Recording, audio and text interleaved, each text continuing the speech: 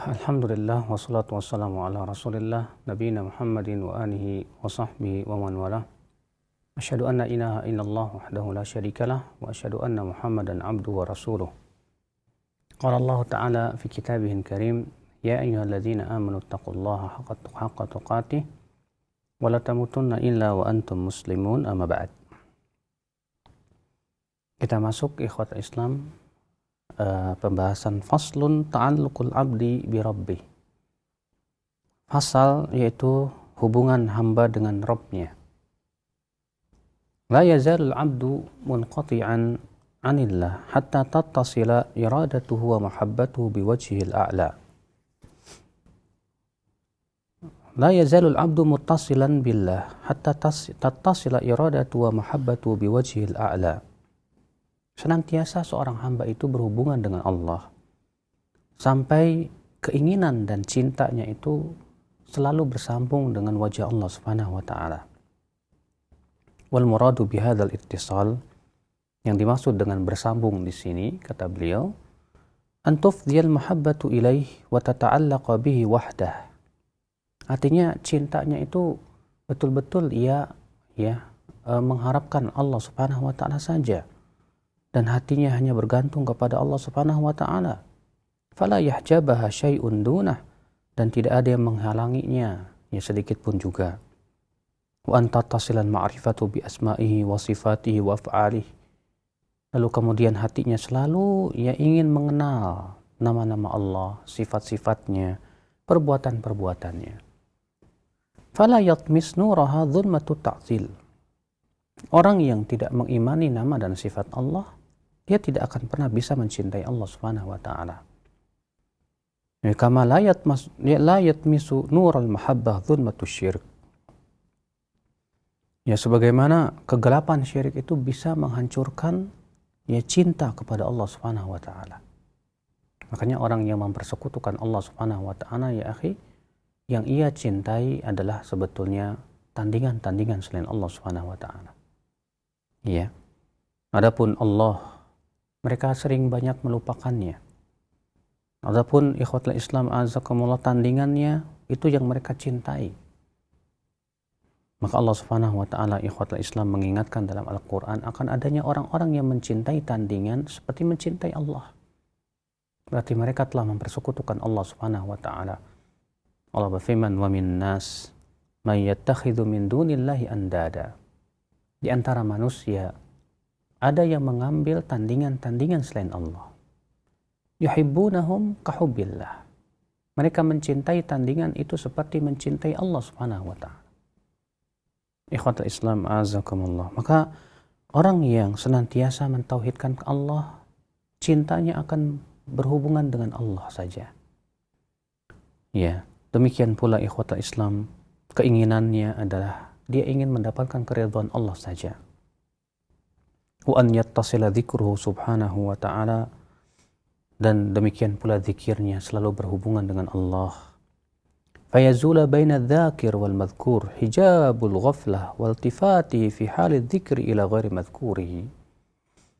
Namun zikir itu bisa hilang, zikir itu bisa redup kapan? Ketika terhalang oleh kelalaian, ketika hati kita disibukkan memikirkan sesuatu selain Allah Subhanahu wa taala. Sibuk memikirkan dunia, sibuk memikirkan syahwat, sibuk memikirkan kesenangan-kesenangan dunia. Maka orang seperti ini pasti akan Islam, hatinya akan berpaling dari berzikir kepada Allah Subhanahu wa taala. Fahina idzin yattasilu dzikru bih. Maka kalau seperti itu, zikirnya dia akan mengingat sesuai dengan yang disibukkan hatinya dengannya. Wa yattasilu amalu bi awamirihi wa nawahi. Sementara orang yang mencintai Allah, zikirnya itu akan selalu berhubungan dengan Allah. Sehingga amalnya pun juga berhubungan dengan perintah dan larangan Allah Subhanahu wa taala. Fa yaf'alu ta'ata li'annahu umira biha wa ahabbaha. Lalu kemudian ia pun melaksanakan ketaatan karena ia diperintahkan untuk melakukannya, dan ia pun mencintai ketaatan tersebut. Wa yatrukul manahiya likaunihi nuhiya anha wa abghadaha. Ya, dan ia pun tinggalkan larangan-larangan karena ia tahu Allah melarangnya dan Allah pun membencinya, maka ia pun tinggalkan. Itulah ya akhwat Islam, ya orang-orang yang mencintai Allah Subhanahu wa taala. Sehingga rasa cintanya ia selalu berhubungan dengan cinta Allah. Ya, rasa bencinya berhubungan dengan benci apa yang Allah benci, maka ia pun tidak menyukainya. Ikhwatul Islam, a'azzakumullah. Kemudian beliau berkata,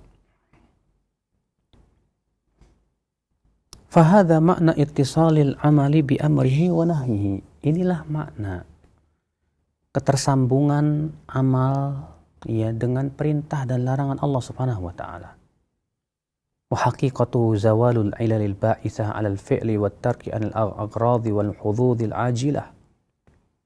Ya, di mana hakikatnya adalah hilangnya keinginan-keinginan untuk melakukan perbuatan-perbuatan yang sifatnya sebatas menginginkan sesuatu yang sifatnya cepat di dunia ini. Ya, di mana ketika seseorang meyakini akan kehidupan akhirat dan dia yakin bahwa apa yang ada dalam kehidupan akhirat lebih baik, lebih kekal, maka orang seperti ini, ikhwatul Islam azakumullah, ya, dia akan lebih mengutamakan yang lebih baik dan lebih kekal itu. Dan ketika ia melihat yang cepat ini, yaitu di dunia, ternyata fana, dan dia melihat dunia ini sesuatu yang tidak mungkin kekal, maka ia pun berpaling darinya. Wa yattasilu tawakkul wal hubbu bih. Lalu kemudian tawakal dan cintanya pun kemudian bersambung dengan Allah Subhanahu wa taala. Bihaitsu yasiru wathiqan bihi subhanahu mutmainnan ilaihi radiyan bihusni tadbirihi lahu, di mana ia senantiasa thiqah, percaya kepada Allah. Dia hatinya lebih tenang kepada Allah. Kenapa? Karena ia betul-betul sudah yakin kepada Allah. Maka orang yang yakin kepada sesuatu, ia akan merasa tenang dengannya. Sebagaimana orang yang mencintai dunia, dan dia, ikhwatul Islam, sebagaimana orang yang mencintai dunia, dan dia merasa sudah percaya dengan dunia, maka hatinya pun akan merasa tenang dengan dunia. Sementara orang yang percaya kepada Allah, dan ia betul-betul mencintai Allah, maka ia lebih tenang hatinya kepada Allah Subhanahu wa ta'ala. Dia lebih yakin dengan janji-janji Allah Subhanahu wa ta'ala daripada janji-janji manusia. Radiyan bihusni tadbirih, lalu ia pun ridha dengan ketentuan-ketentuan Allah. Dia yakin bahwa ketentuan Allah itu semua dengan ilmu, dengan hikmah, dengan kasih sayang. Walaupun terkadang kasih sayang Allah itu yang Allah berikan kepada hambanya menyakitkan, tapi terkadang kesakitan itu adalah untuk kebaikan si hamba tersebut. Ghairu muttahimin lahu fi hali minal ahwal, di mana si hamba ini tak pernah menuduh Allah dalam keadaan apapun juga. Yang susah ya akhi, ketika kita senang, kita husnudzon kepada Allah, kita selalu berbaik sangka kepada Allah. Tapi ketika kesempitan menghantui hidup kita, seringkali ini suudzon itu muncul di hati kita kepada Allah Subhanahu wa taala. Ya, subhanallah. Wa yattasilu faqruhu wa faqatuhu bi subhanahu duna ma siwah. Lalu kefakiran dia merasa dirinya sangat butuh kepada Allah. Dia merasa dirinya fakir, dan dia pun kemudian menggantungkan rasa butuhnya hanya kepada Allah. Dia pun hanya berharap kepada Allah Subhanahu wa taala. Wa yattasilu khaufuhu wa raja'uhu wa farahuhu wa sururuhu wa ibtihajuhu bihi wahdah. Rasa takutnya, rasa berharapnya, rasa gembiranya, rasa bahagianya selalu berhubungan dengan Allah Subhanahu wa taala. Takutnya ketika ia ingat api neraka dan azab Allah Subhanahu wa taala. Berharapnya ketika ia mengingat pahalanya yang luas, yang besar, dan rahmatnya yang luas. Gembiranya ketika ia bisa menaati Allah Subhanahu wa taala. Ia gembira, ia pun bahagia ketika ia bisa dekat dengan Allah Subhanahu wa taala. Fala yakhafu ghairah wala yarjuh. Sementara selain Allah, tidak perlu ia mengkhawatirkannya kalau Allah telah melindunginya. Ia pun hanya berharap kepada apa yang ada di sisi Allah. Wala yafrahu bihi kullal farah wala yusarru bihi ghayatas surur. Ya, dan ia pun tidak gembira kecuali dengan dekatnya dirinya kepada Allah. Dan ia tidak merasa senang kecuali ketika ia telah merasa telah bisa melaksanakan ketaatan kepada Allah Subhanahu wa taala. Ikhwatul Islam, azakumullah. Ini adalah sifat orang-orang yang mencintai Allah. Berbeda orang-orang dengan orang-orang yang ketika dia berkata saya cinta Allah, tapi ternyata cintanya hanya di lisan. Iya, terbukti ketika ia gembiranya ketika ia mendapatkan dunia. Adapun ketika ia bisa menaati Allah, ia tidak gembira. Iya, hatinya selalu ingin dekat dengan syahwat. Sementara ia tidak ingin gembira dan tidak pernah merasakan senang ketika ia dekat dengan Allah Subhanahu wa taala. Maka mungkinkah ya akhi, orang seperti ini dikatakan mencintai Allah Subhanahu wa taala? Tentu tidak ya akhal Islam. Wa inna lahu bil makhluqi ba'dul farahi was surur. Falaysa al farahu at-tam was sururul kamil wal ibtihaj wan na'im wa qurratul aini wa sukunul qalbi illa bi subhanahu. Walaupun terkadang kita pun merasa gembira ketika kita mendapatkan makhluk. Ya, ketika kita mendapatkan harta atau kita bisa mendapatkan orang yang kita cintai, kita pun merasa senang. Namun kata beliau, kesenangan, kegembiraan yang sempurna itu, demikian pula ya kegembiraan yang luar biasa itu adalah ya ketika kita betul-betul telah mencintai Allah Subhanahu wa taala. Ketika kita bisa menaati Allah Subhanahu wa taala. Ketika kita bisa berdua-duaan dengan Allah, di saat itu hati kita merasa ya tentram sehingga kita merasakan kelezatan di dalam beribadah kepada Allah Subhanahu wa taala.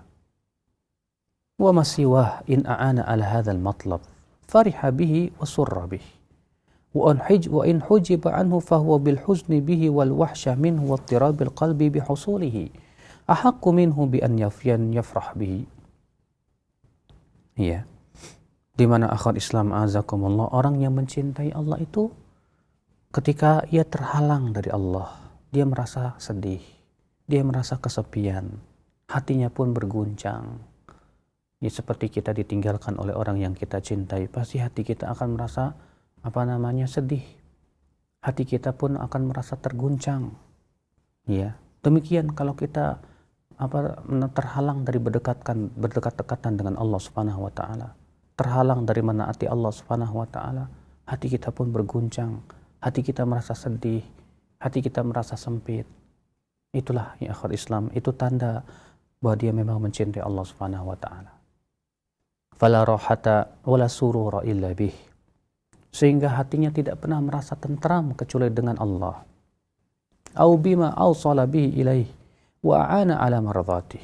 Atau ia merasa tentram dengan sesuatu yang bisa menyampaikan dirinya kepada Allah dan membantunya untuk mencari keridhaan Allah Subhanahu wa taala. Subhanallah, ikhwatal Islam. Waqad akhbara subhanahu annahu la yuhibbul farihina bid dunya wa zinatiha.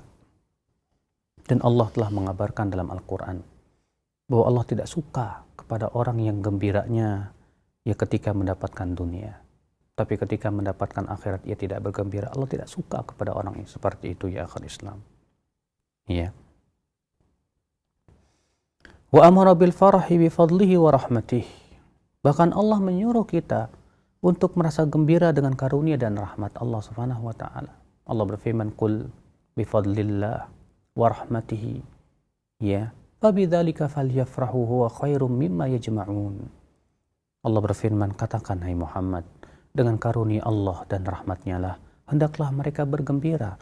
Itu lebih baik buat mereka daripada apa yang mereka kumpulkan dalam kehidupan dunia. Ya, karena ya akhi, kalau kita mendapatkan dunia akan segera hilang. Dunia akan fana. Tapi ketika kita mendapatkan keridhaan Allah, pahala yang besar, itu akan kita bawa sampai kita mati. Maka tentu itu lebih berhak untuk kita bergembira dengannya ya akhi ya azakumullah. Iya. Maka Allah memerintahkan kita bergembira dengan karunia dan rahmatnya. Apa itu? Wahwal Islam, wal iman, wal Quran. Ia adalah Islam, ia adalah iman, ia adalah Al-Quran. Ya, kita bergembira ketika kita bisa sholat, merasa gembira dan merasa senang ketika kita bisa zakat, kita bisa berinfak, kita bisa membantu orang susah. Ketika kita bisa menaati Allah, kita pun juga bergembira ketika kita bisa meninggalkan maksiat-maksiat kepada Allah. Itulah ya akhi, bahwa dia memang betul-betul mencintai Allah subhanahu wa ta'ala. Berarti cintanya bukan hanya dengan lisannya saja. Ikhwatul Islam, azakumullah. Kemudian beliau berkata, fasal, qillatus salikin wa kathratul halikin. Sedikit sekali orang yang meniti jalan surga, tapi banyak sekali orang yang meniti jalan api neraka. Kenapa demikian, akhi? Ya, kenapa jalan surga? Padahal saya yakin manusia apabila mengingat surga, dia ingin masuk surga. Tapi masalahnya rupanya surga itu dikelilingi oleh sesuatu yang tidak disukai oleh hawa nafsu. Sementara surga, neraka itu kalau orang yang mengingatnya pasti dia akan lari dari api neraka. Bagaimana keras siksanya. Tapi masalahnya neraka itu, kata Rasulullah, dikelilingi oleh sesuatu yang disukai oleh nafsu dan syahwat kita. Sehingga akhirnya apa yang terjadi? Ya, sedikit orang yang mau menjalani surga. Sedikit orang yang mau menjalani ketaatan karena itu tidak disukai oleh hawa nafsu. Makanya sedikit orang yang bersyukur kepada Allah. Allah berfirman, wa qalilum min ibadiyasy syakur. Tapi untuk api neraka, ya demi kesenangan syahwat dunia, banyak orang ya berlomba-lomba kepadanya. Ya, sehingga akhirnya benar kata Ibnu Qayyim bahwasanya orang yang meniti jalan surga sedikit, sementara orang-orang yang binasa dalam api neraka banyak sekali. Kenapa? Karena ia buruk dalam memilih. Dia lebih memilih kesenangan yang cepat di dunia daripada kesenangan dalam kehidupan akhirat. Kata beliau, "Idza kana Allah wa rasuluhu fi janibin fahdhar an takuna fil janibil akhar." Apabila Allah dan Rasulnya berada di satu sisi, jangan kamu berada di sisi lain.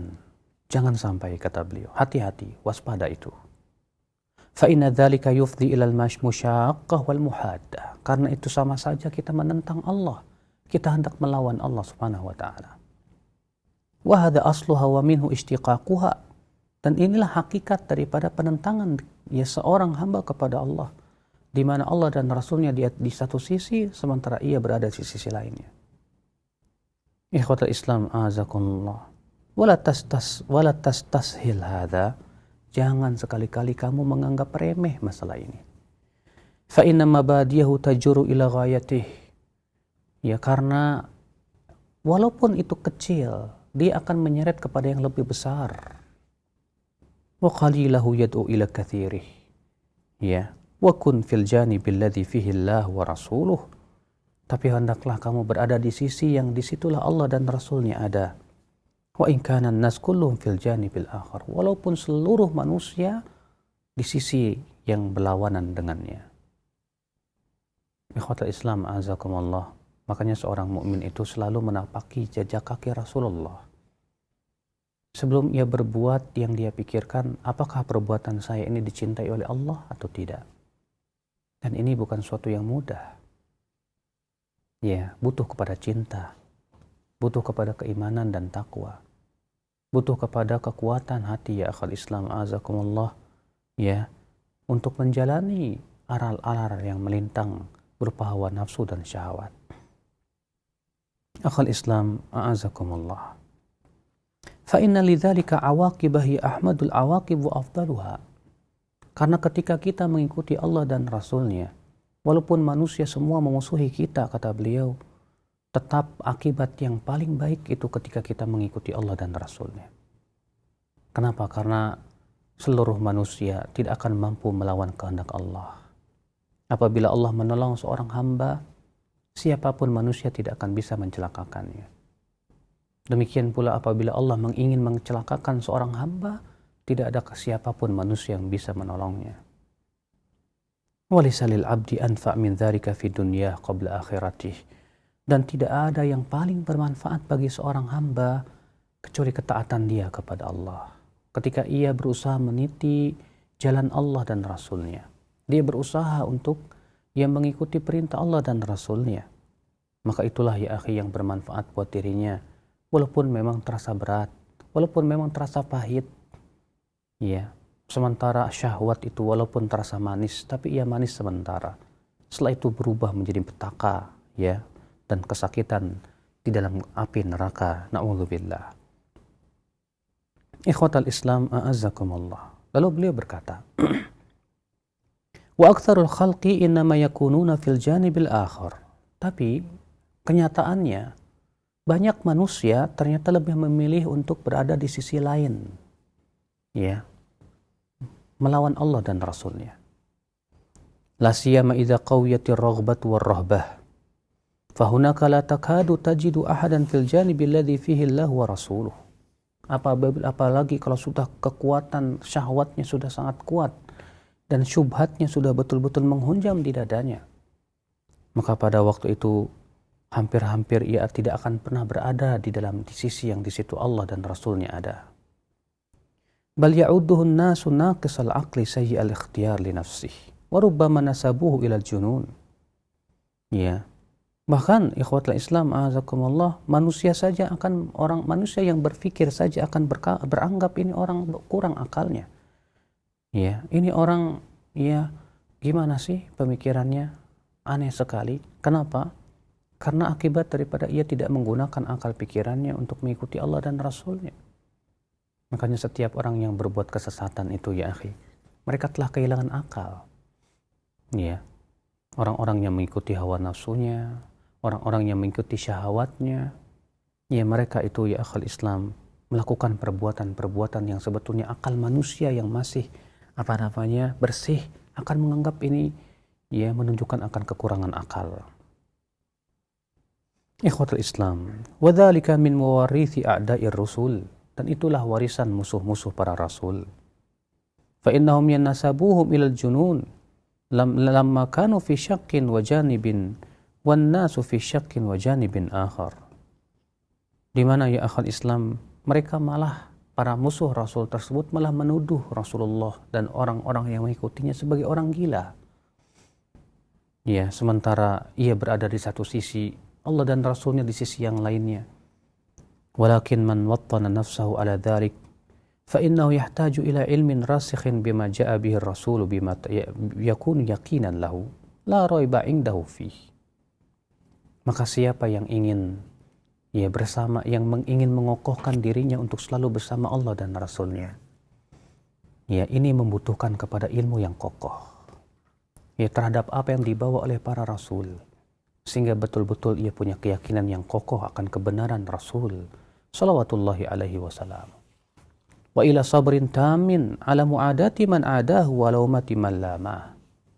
Dan juga butuh kesabaran yang sempurna ya untuk ia siap dimusuhi oleh orang-orang yang memusuhi Allah dan Rasulnya. Ya, apalagi di zaman sekarang, akhi, orang-orang yang berusaha kembali kepada Allah dan Rasulnya, menghidupkan sunnah-sunnah Rasul salawatullahi alaihi wasallam, ya, berusaha terus dimusuhi oleh manusia. Berusaha bagaimana para pengikut sunnah Rasul sallallahu alaihi wasallam ya dijauhi manusia dengan berbagai macam tuduhan, dengan berbagai macam ikhwatul Islam ya lakob-lakob atau gelar-gelar yang menakutkan. Maka ya akhi, subhanallah, di zaman ini agar kita yakin ya bahwa kita selalu harus bisa untuk selalu bersama Allah dan Rasulnya, berarti kita harus yakin akan ajaran Allah dan Rasulnya, itulah yang terbaik. Dan bahwasanya Allah subhanahu wa ta'ala tidak akan pernah menyia-nyiakan hamba-hambanya yang selalu bertakwa kepadanya. Ikhwatul Islam azakumullah. Wala yatimmu lahu dzalika illa bi raghbatin qawiyatin fillah wad daril akhirah. Dan ini tidak akan sempurna, kata beliau, kecuali dengan keinginan yang kuat untuk mendapatkan dan meraih keridhaan Allah dan kehidupan akhirat. Orang yang punya keinginan yang kuat untuk mendapatkan keridhaan Allah dan kehidupan akhirat, dia tidak akan peduli dengan cemoohan orang yang mencemooh dirinya. Dia tidak akan peduli dengan orang-orang yang berusaha untuk mencelakakannya, ya, selama ia sudah mendapatkan keridhaan Allah. Toh kalaupun misalnya orang berusaha ingin menghilangkan ia di dunia ini, Ya, bukankah ia akan kembali kepada Allah yang ia cintai? Justru ya akhal Islam, ya pertemuan dia dengan Allah itulah yang ia harapkan. Kehidupan akhirat itulah ya kemenangan yang besar bagi dirinya. Wa yakunu Allah wa rasuluhu ahabba ilaihi minad dunya wa athara indahu minha. Maka ya akhi, agar kita bisa kuat ya meniti jalan Allah, berarti kita harus betul-betul mencintai Allah. Bahkan Allah lebih kita cintai daripada dunia. Akhirat lebih kita cintai daripada dunia. Dan lebih kita pentingkan. Maka orang yang seperti ini insya Allah orang-orang yang akan kuat. Ya, dia berjalan di atas sunnah. Berjalan di atas ketakwaan kepada Allah. Walaupun manusia mencemooh dia. Walaupun manusia menganggap dia gila. Walaupun manusia menuduh dia dengan berbagai macam tuduhan-tuduhan yang keji. Dia tidak peduli. Ikhwata Islam azakumullah. Walaysa syai'un as'ab 'alal insan min dzalika fi mabadil amri. Namun di awal-awal ketika kita meretas sunnah ini, tidak ada yang paling berat kecuali itu. Berat sekali. Iya. Ketika seseorang sudah mendapatkan cahaya sunnah, cahaya iman, cahaya ya ketakwaan, ternyata dia dihadapkan pada lingkungan, pada teman-teman, pada tempat pekerjaan, dan yang lainnya. Maka ketika ia hendak memulai berat dan terasa berat. Tapi di saat ia berusaha terus dan terus berjuang, insya Allah di saat itu kemudian ia akan lebih kokoh dan lebih sabar. Fa inna nafsahu wa hawah wa tab'ahu wa syaitanah wa ikhwanah wa mu'asyirih min dhalikal janib yad'unahu ilal ajil. Karena di awal-awal ia mendapatkan hidayah, dia harus menghadapi hawa nafsu. Dia harus menghadapi syaitannya. Dia harus menghadapi teman-temannya yang mencemoohnya. Ya. Dan mereka itu selalu menyeru dirinya kepada dunia. Fa idza khalafahum wa tasaddaw li harbih. Ya. Kalau ia tetap berusaha untuk menyelisih mereka, ternyata mereka berusaha memerangi dirinya. Fa in sabara wa thabata ja'ahu al-aun min Allah. Tapi kalau ia sabar dan ia tegar, pastilah Allah bantu dia. Wasara dzalika sa'bu sahla, yang tadinya sulit akan mudah buat dia. Wa dzalikal alamu ladzatan, kepedihan ia di jalan Allah menjadi sesuatu yang lezat di hatinya. Fa inna rabba syakur, karena Allah itu maha berterima kasih kepada hambanya. Ya, Allah berterima kasih kepada hamba-hambanya yang sabar, yang menjalani perintahnya. Maka Allah berikan pertolongan, Allah berikan kepadanya inayah, Allah berikan kepadanya berbagai macam taufik dan hidayah. Ya, fala budda an yudhiqahu ladzatan tuhayyizuhu ila Allah wa ila rasulih. Ketika seorang hamba sabar di jalan Allah, walaupun ia menghadapi berbagai macam kesakitan di jalan Allah, kesakitan itu akan berubah menjadi kelezatan. Ya, bahkan menjadikan dia semakin kokoh dan ia merasakan kelezatan ketika ia bermunajat kepada Allah. Wajuriyahu karamata dzalik. Allah akan memperlihatkan kemuliaannya. Fayashtadda bihi sururuhu wa ghabtatuhu. Ya. Maka pada waktu itu orang seperti ini akan semakin gembira hatinya. Wa yabtahija bihi qalbuhu, dan hatinya pun akan bahagia ya akhi. Itu di dunia, bagaimana di akhirat? Wa yadhfar biquwwatihi wa farahihi wa sururihi. Kegembiraan itulah yang membuat semakin dia kuat. Ya, kokoh untuk selalu menjalani ketaatan kepada Allah. Wa yabqa man kana muhariban lahu ala dzalika baina haibin lahu wa musalim wa musa'idin wa tarikin. Ya. Sementara orang-orang yang berada di sisi lain akan terus berusaha untuk memerangi dirinya. Ya, berusaha untuk ikhwatul Islam, ya, mengembalikan kita kepada keburukan yang dahulu kita di atasnya. Akan tetapi ketika kita sabar, Allah pun akan terus menolong kita. Allah pun terus akan memberikan ketegaran dan kekuatan dengan syarat hati kita pun tabah, tegar dan sabar. Iya, menghadapi berbagai macam aral dan rintangan tersebut. Ikhwatul Islam, a'azakumullah. Lalu beliau berkata, wala tastas'ib mukhalafatan nas. Jangan kamu menganggap sulit untuk menyelisihi manusia. Kalau ternyata manusia di atas kemaksiatan. Karena ya inilah memang tantangan di saat kita mempunyai teman-teman yang menyeru kepada api neraka, kepada dunia dan syahwatnya, lalu kemudian kita ingin berusaha kembali kepada Allah, mereka akan mencibir, mereka akan mengejek, ya. Bahkan mereka pun terkadang berusaha mengembalikan kita kepada dunia mereka. Dan itu subhanallah terkadang untuk orang para pemula berat. Tapi kalau dia yakin bahwa apa yang ada di sisi Allah itu lebih baik, maka kemudian dia pun berpikir untuk menyelisih manusia sebetulnya tidak perlu dianggap berat dan besar selama Allah bersama saya. Maka pada waktu itu ya akhal Islam azakumullah, dia akan selalu berusaha tegar insyaallah. Fa innallaha ma'ak. Jika kamu demikian, Allah akan bersama kamu. Wa anta bi'ainihi wa kala'atihi wa hifdhihi lak. Dan engkau selalu berada dalam lindungan Allah dan pertolongannya. Wa innama amtahana biyaqinaka wa sabrak. Allah hanya ingin menguji keyakinan dan kesabaran kamu sampai mana. Ya, ketika kita berkata saya beriman, ketika seorang hamba berkata saya bertaubat, Allah uji dan uji. Kenapa? Karena Allah ingin supaya Allah tahu bahwa kamu memang betul-betul orang-orang yang jujur dalam keimanan kamu. Wa a'zamul a'wani laka ala hadha ba'da aunillahi tajarrud minat tam'i wal faza'. Ya. Setelah Allah bantu kita, ada sesuatu yang lebih yang besar juga untuk membantu kita ya akhal Islam, untuk senantiasa menjalani jalan Allah. Apa itu? Itu mengosongkan hati kita dari tamak terhadap dunia. Mengosongkan hati kita daripada merasa takut tidak mendapatkan dunia. Sebab kalau hati kita masih tamak dengan dunia dan takut terhadap untuk terluput dunia, maka saya yakin dan kita pun akan ikhwatul Islam azakumullah, kita akan terlepas dari Allah subhanahu wa ta'ala. Nah inilah ya akhal Islam azakumullah. Kemudian beliau berkata, wa mata qama bika tam'u wal faza'u fala tatma' fi hadzal amri wa la tuhaddits nafsaka bih. Tapi kalau kamu hatimu betul-betul dipenuhi dengan tamak terhadap dunia dan kamu ketakutan terluput dari dunia, saya yakin, kata Ibnu Qayyim, kamu tidak akan pernah lagi tamak terhadap apa yang ada di sisi Allah.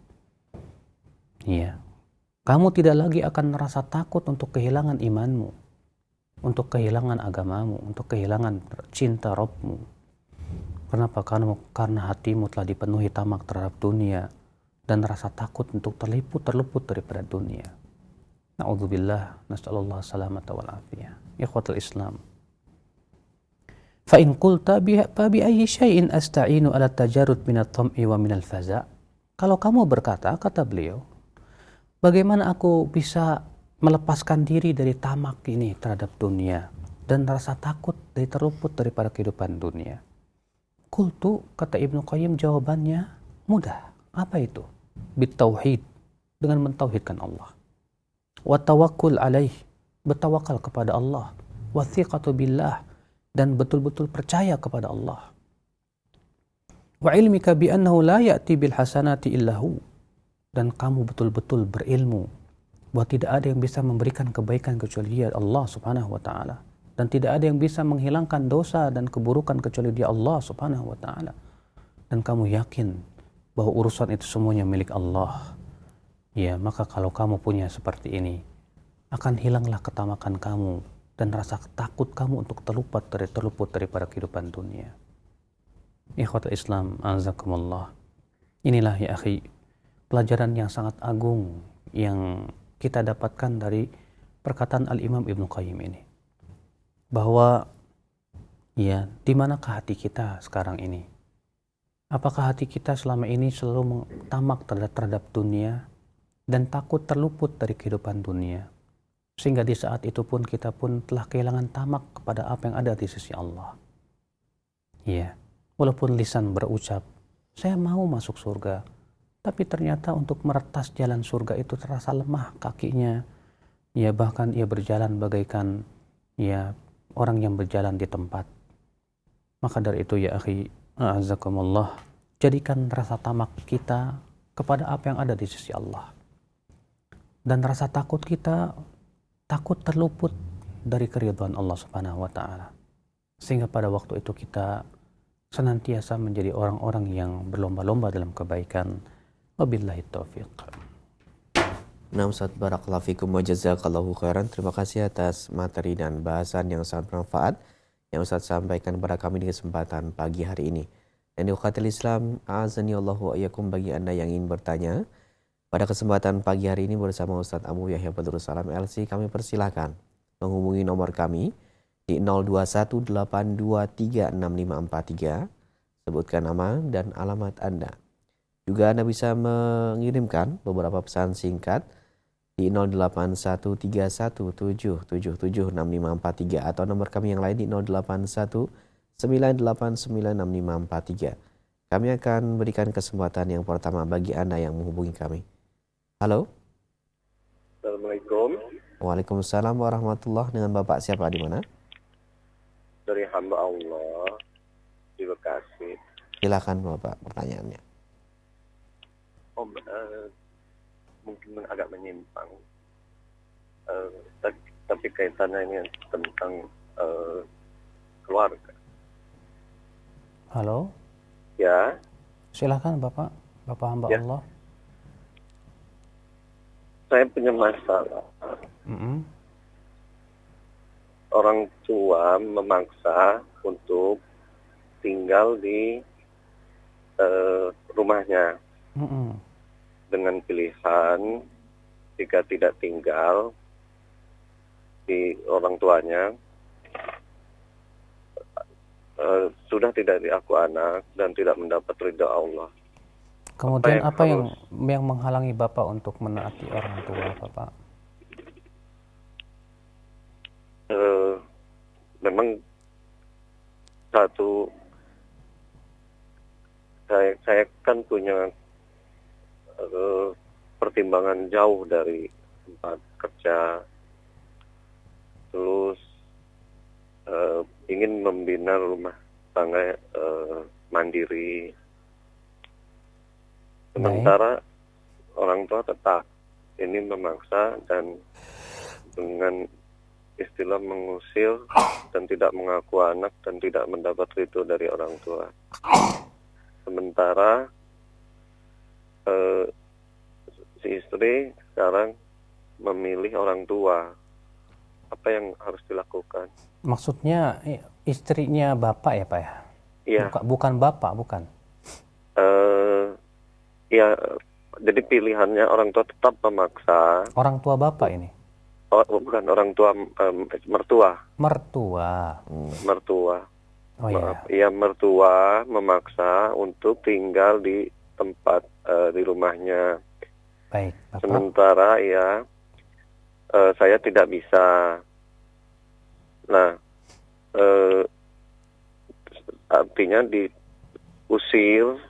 Kalau memang tetap diusir, tidak diaku anak dan tidak dapat ridho dari orang tua. Tapi sekarang istri memilih ikut orang tua, tidak suami. Bagaimana ini? Baik Pak. Cukup baik, ya. Bapak. Baik, Ya, terima kasih. Assalamualaikum warahmatullahi wabarakatuh. Waalaikumsalam warahmatullahi wabarakatuh. Barangkali yang Bapak perlu untuk melakukannya adalah, yaitu yang pertama, ya, Bapak melihat kemaslahatan yang ada. Kalau memang Bapak lebih maslahat untuk tidak tinggal dengan orang tua dan melihat maslahat yang lebih besar, silahkan, itu pilihan Bapak. Yang sebetulnya, ya, seorang istri itu harus lebih berat kepada suami daripada kepada orang tuanya. Ya, karena hak suami lebih besar daripada hak orang tua. Sebagaimana ditunjukkan oleh hadis-hadis Nabi Sallallahu Alaihi Wasallam. Kemudian yang kedua, yang berpikir, Bapak juga harus berpikir, ya, bagaimana kalau Bapak tinggal bersama mertua.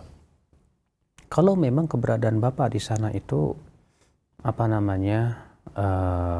bisa memberikan pengaruh yang baik kepada mereka.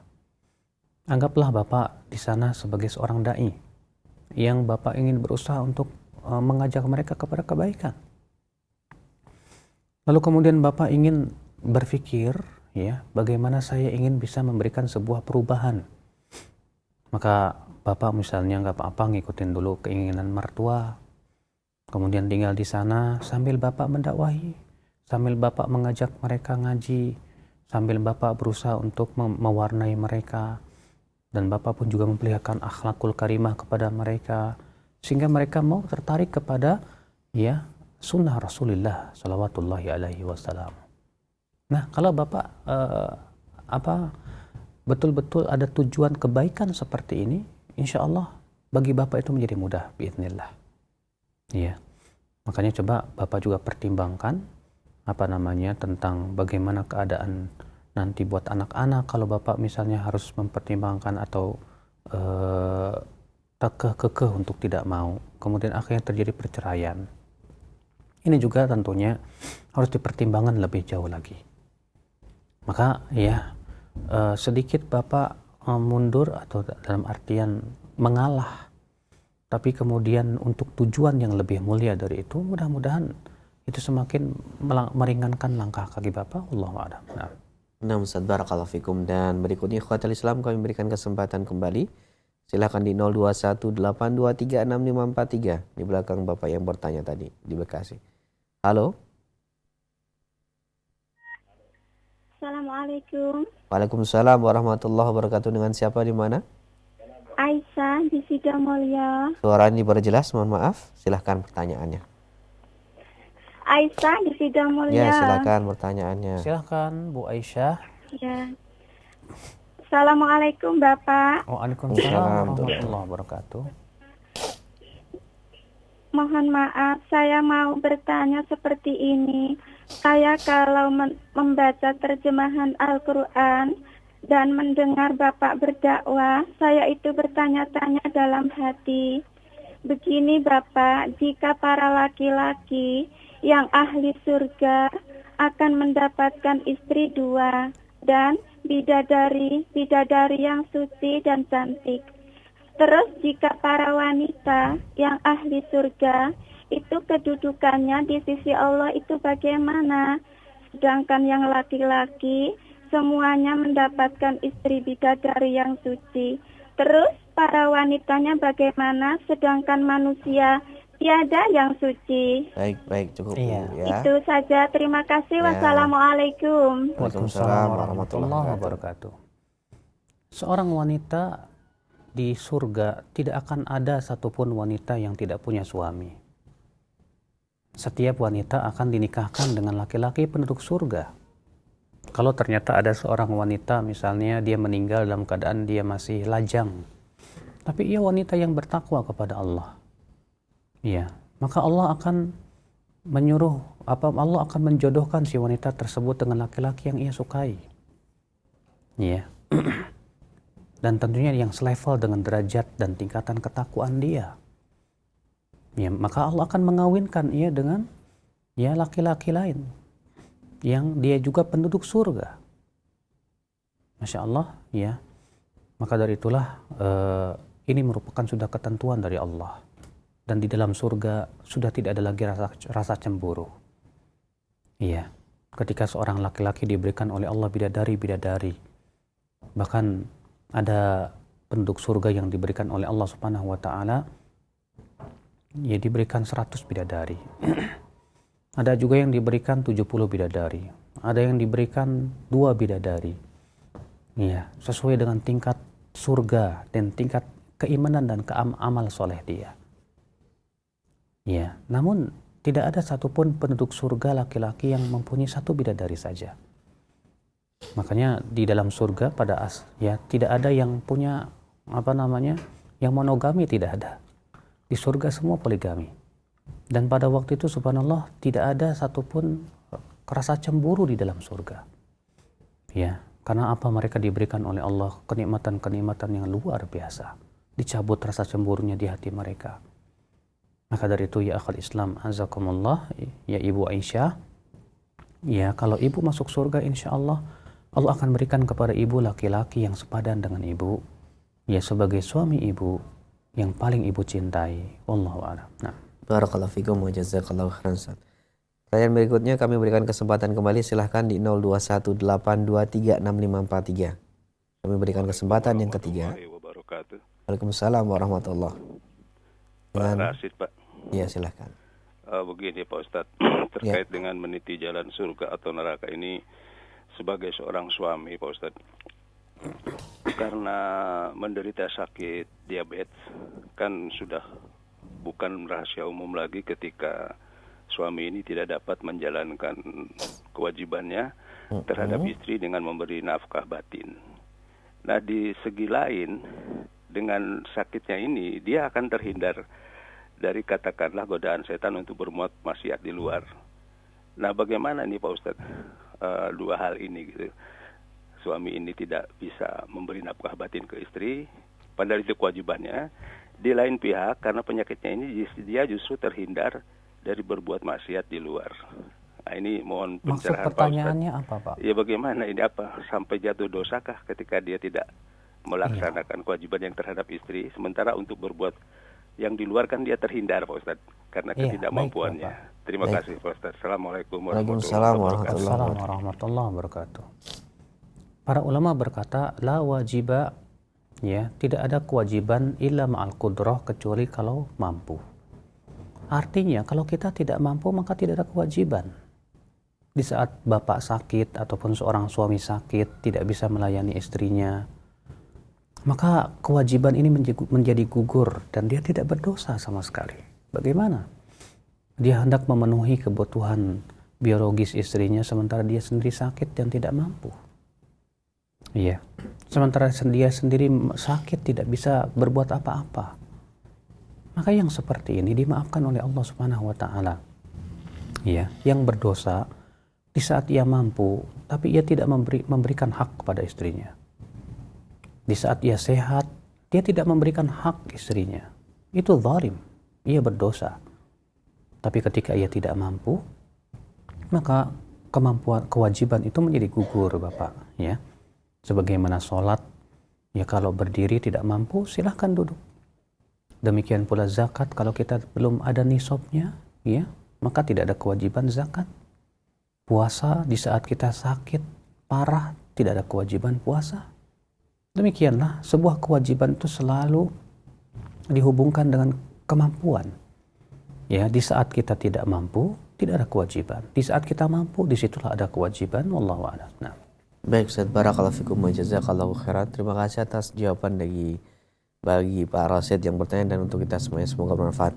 Pertanyaan berikutnya kami akan beralih ke pesan singkat dari Umu Fikri di Tangerang. Assalamualaikum Ustaz. Sejauh mana kita menasihati saudara kandung kita Ustaz? Jika dinasihati mengenai kenikmatan dunia yang semu dan mencarinya yang terlalu bersemangat, maka mereka akan marah dan menjauhi kita, yang akhirnya mereka silaturahmi kami menjadi putus. Apakah cukup sampai di sini aja nasihat dari kami untuk saudara kandung kami? Silakan Ustaz. Al-Imam Ibnu Qayyim berkata, mendakwahi orang yang cinta dunia itu bukan dengan cara menyuruh dia meninggalkan dunia, karena itu sesuatu yang berat. Tapi jadikan mereka cinta kepada Allah dan Rasulnya dulu. Perkenalkan dulu kepada mereka tentang siapa Allah. Ya, jadikan mereka cinta kepada Allah. Jadikan mereka cinta kepada Rasulullah, kepada Islam. Ya, perlihatkan keindahan-keindahan Islam sehingga tumbuh rasa cinta mereka kepada Allah dan Rasulnya. Nanti kalau cinta itu sudah bersemi, dengan sendirinya mereka akan meninggalkan dunia dan tidak akan disibukkan lagi dengan dunia. Betul, ya akhal Islam. Makanya kalau kita mendakwahi orang yang cinta dunia, agar ia meninggalkan dunia, pasti kita akan ditentang. Pasti dia akan berpaling dari kita. Kenapa? Karena rasa cinta dia kepada Allah belum tumbuh. Maka disinilah ya, berarti yang tugas kita adalah bagaimana mengurangi rasa cinta dia kepada dunia dan menumbuhkan rasa cinta dia kepada Allah dan kehidupan akhirat. Ya, tentu ini butuh kepada keilmuan. Ya, bukan hanya sebatas semangat belaka. Wallahu a'lam. Nah, Ustaz, barakallahu fikum Ustaz. Pertanyaan berikutnya Ustaz, alhamdulillah kami sudah mengikuti sunnah Nabi SAW, tapi ayah mengatakan jangan mengikuti ajaran sempit dan terbelenggu seperti itu. Katanya Islam itu cerdas. Saya mau menjawab pernyataan dari ayah saya tapi takut ayah marah. Sementara dari kakek dan buyut saya semuanya mengikuti tasawuf dan dia tidak suka dengan sunnah ini. Dari Abdullah di Riau, Ustaz, silakan. Iya, untuk menjawab syubhat seperti itu memang butuh kepada kesabaran, kelembutan, dan akhlakul karimah, serta kecerdasan untuk menjawab. Kalau dia katakan bahwa Islam itu cerdas, buktikan bahwa sunnah itu memang cerdas. Coba bawakan bukti-bukti yang nyata dari penelitian-penelitian yang sekarang yang menunjukkan akan kebenaran sunnah. Ya. Lihat bagaimana di zaman sekarang penelitian tentang bagaimana manfaat jenggot untuk laki-laki. Ternyata yang menelitinya bukan orang Islam. Ya. Yang menelitinya ternyata siapa? Orang-orang barat sana. Lihat bagaimana Rasulullah SAW mensyariatkan tidur siang. Dan ternyata orang-orang barat sana meneliti tentang keutamaan tidur siang. Manfaatnya banyak sekali. Lihat bagaimana keutamaan-keutamaan berbagai macam yang Rasulullah telah kabarkan dan sunnahkan kepada umatnya. Dan ternyata terbukti secara ilmu teknologi bahwasannya itu terbukti bahwa itu memang bermanfaat untuk kehidupan manusia. Buktikan kepada dia bahwa sunnah memang sesuai dan relevan dengan zaman. Dan bahwa itu bisa dibuktikan oleh teknologi orang-orang yang cerdas. Untuk membuktikan sebetulnya siapa yang cerdas itu. Rasulullah kah? Ataukah dia yang merasa dirinya cerdas? Iya. Karena bukankah tujuan kita adalah berusaha untuk menaati Allah dan Rasulnya? Itulah. Ya ketika seseorang merasa dirinya pintar, bahkan dia merasa menganggap bahwa lebih pintar dari Rasul mungkin, dia akan menganggap orang yang mengikuti Rasul bodoh. Sementara dia menganggap bahwa dirinya yang cerdas. Tapi kita tidak gubris itu. Yang kita pikirkan adalah bagaimana memberikan hidayah kepada manusia. Yang kita pikirkan adalah bagaimana memperlihatkan keindahan sunnah kepada manusia. Iya, memang sudah sunnatullah. Ketika kita mengikuti sunnah Rasul, selalu saja ada rintangan-rintangan di tengah jalan. Itu lumrah.